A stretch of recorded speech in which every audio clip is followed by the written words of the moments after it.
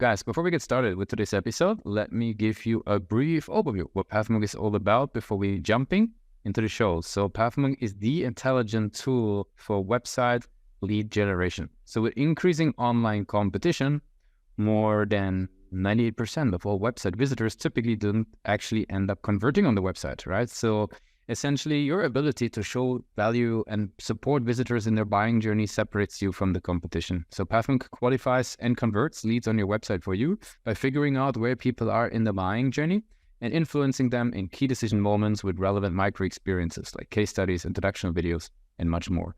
So stay relevant to your visitors and increase conversions by plus 50%. Add Pathmonk to your page in seconds. Let the artificial intelligence do all the work. Get access to 50% more conversions from your website with the same website traffic. Check it out on pathmonk.com. In today's episode of the Pathmonk Presents podcast, I get a very interesting guest here with me today. I'm with Doyle Slayton, and he's hailing over from the folks over at Worker. And Worker is a very interesting platform where we talk about hiring the team, right? Increasing your team and not spending necessarily double of the budget when you're doubling your team. Essentially, we help. So what Worker says that they help essentially you guys to tap into a pool of high quality tech talent all around Asia. And today we want to deep dive where the opportunities lie here for everybody who's listening in as well and who's building out their team, but also how Doyle is thinking about growth. So welcome to the show. Thank you. It's great to be here. Yeah, sure. So maybe give people like a brief overview. What is Worker all about in your own words? You bet. Well, I would say that we are a hybrid between a recruiting firm, a staffing firm, and what's called an employer of record. I think most people know what the first two are, but the third is still, in some cases, a learning opportunity. So an employer of record means that you don't have to have an entity in a foreign country in order to hire employees to work for you full-time in your own country. And basically what we're really trying to do is help solve the talent shortage problem that exists. We primarily work with US-based companies, but we have companies from all over the world.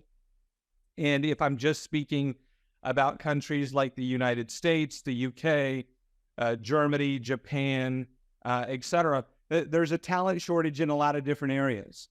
I know that most of the folks listening here are founders and marketers of companies. We focus mainly on SaaS type companies who are trying to grow. In many cases, these are folks that are either bootstrapped or early stage Series A, Series B companies that need to be able to control burn rate while still getting their product to market on time and trying to accelerate their ability to drive leads and revenue with new business. So that's what we really try to do is say, listen, there's a lot of great talent out there across the world that would love to work for you, but when they try to apply, if they're not a resident of your country, then they can't even apply and can't even get looked at. So that's what we help solve. We allow you to hire those folks under our entity in that country. We manage all of the employment compliances and payroll and make sure that everything is being handled appropriately from an HR standpoint in that country. But they report to you, our client, like any other employee. And that's how we would ask that you treat them like every other employee. Very cool. That makes a whole lot of sense. Now, tell me a little bit about sort of who would be the one in an organization to reach out to Worker? Would that be like leader of HR? Does it come from a sort of hiring managers themselves because they just find great talent in other countries that they don't have an entity in? Like maybe share a little bit about that. Sure. So most of the time with earlier stage companies, you may see one of the co-founders, whether it's the CEO or the CTO of a SaaS company. It might be the head of marketing or the head of sales who needs help finding talent at an affordable rate. Which is another thing I didn't touch on, but you did. We only recruit our talent from Southeast Asia. Our founders are from Taiwan and have great connections across Taiwan, Philippines, Malaysia, Vietnam, these countries where there are millions of people with great credentials, and they're looking for companies like these to work for. Yep. Makes a lot of sense. Now, how do these businesses that you guys work with, how do they learn about Worker? Like, what is the sort of the journey that they go through, in your opinion? Sure. Well, I think in most cases, folks are trying to build, job descriptions and post on the typical places like LinkedIn and Indeed and so forth. And like most firms, most of what we're doing is just trying to figure out who's hiring for the roles that we specialize in, and then we start prospecting on them. We also try to participate in webinars like these and other communities where folks are thinking about remote talent and looking for solutions to help solve the challenges that come with that, and we interact there. Mm. And is it limited to Asia? Just to be sure, if people want to build like a team across countries, would they be focusing on all over Asia with you guys? Is it just so that we get that picture right?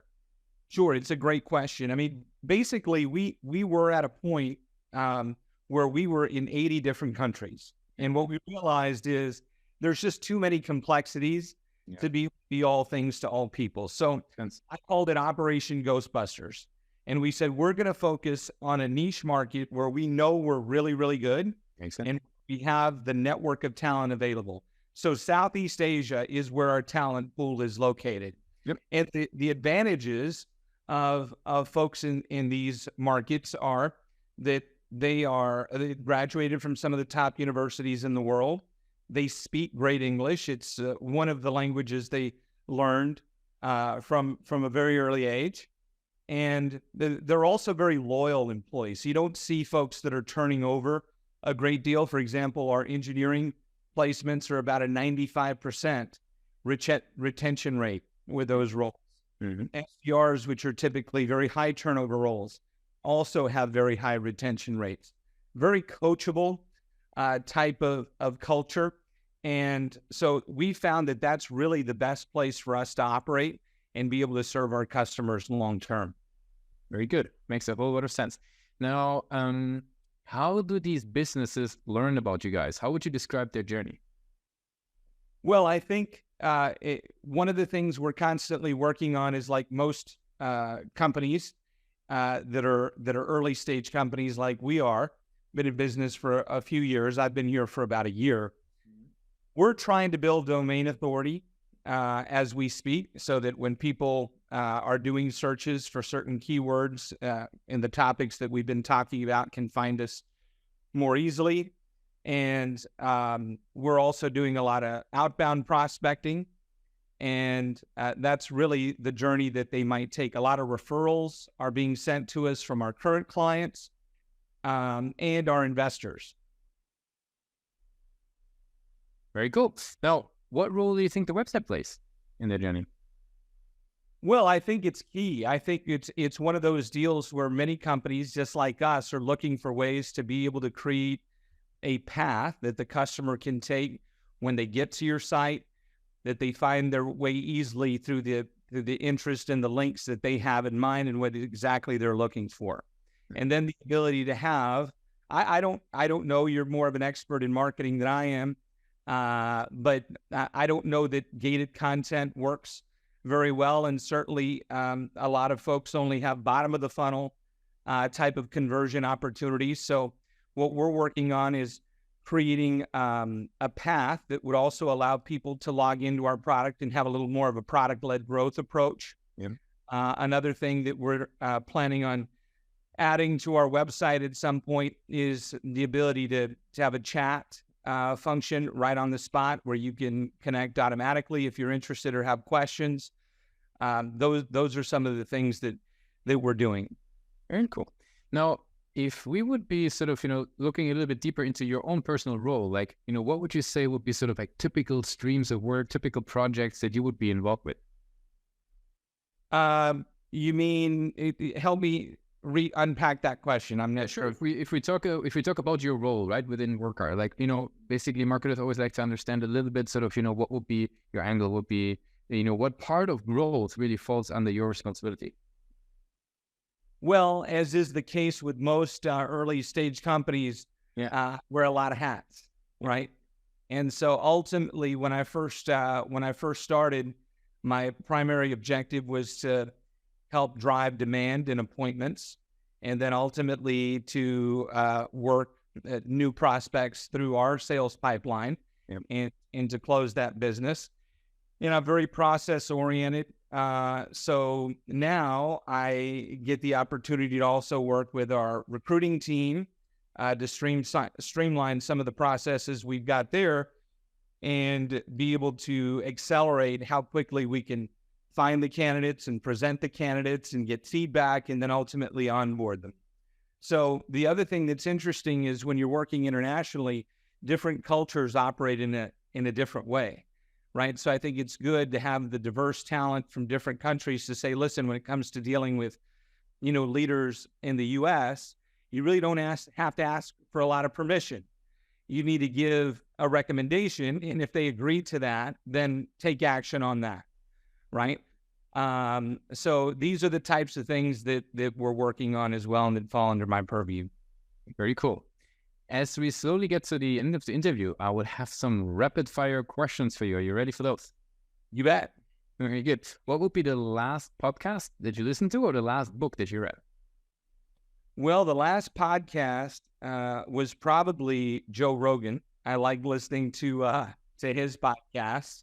And then the last book, I've actually still got it right here on my desk, Elite Sales Strategies by Anthony Marino. I think he's one of the best out there when it comes to innovative approach to how you should be selling and creating value for your prospects. Very cool. What was the name of the author again? Anthony Ian Marino. Very good. What would be the one single thing that your company is focused on the most at the moment?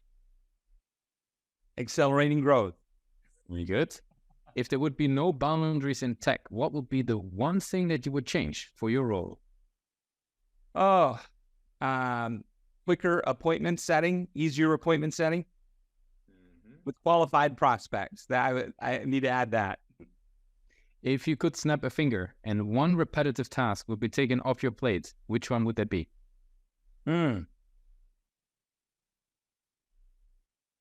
Well, I mean, I guess even though I hate to say this as a salesperson because I'm a little old school, but I would say cold prospecting. Makes sense. Now, for the last question, I would like to do a little bit of a journey, and let's go back to the days of your first role in growth, right? Now, what I would be curious about is what would be the one advice you would give yourself as a leader in growth?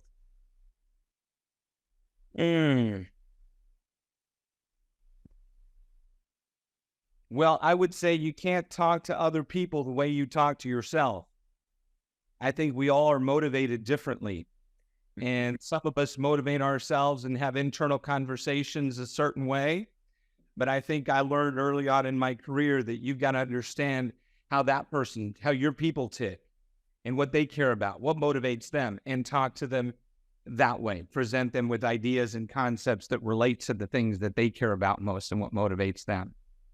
Very cool. That makes a whole lot of sense. Now, as we're wrapping it up for today, I want to give you the very last word. If somebody would be forgetting all that we discussed about work, what's the one thing people should remember? I think you should keep your mind open to knowing that there's talent in other parts of the world that maybe you hadn't considered before, and they would love to work for you and they would do a great job. And so get rid of preconceived notions that the talent in your country is the best and it's the only way to go. There's a lot of great people out there that can do great work and perform at a high level and help you grow. Thanks a lot for being a guest on Pathmonk Presents. Thank you.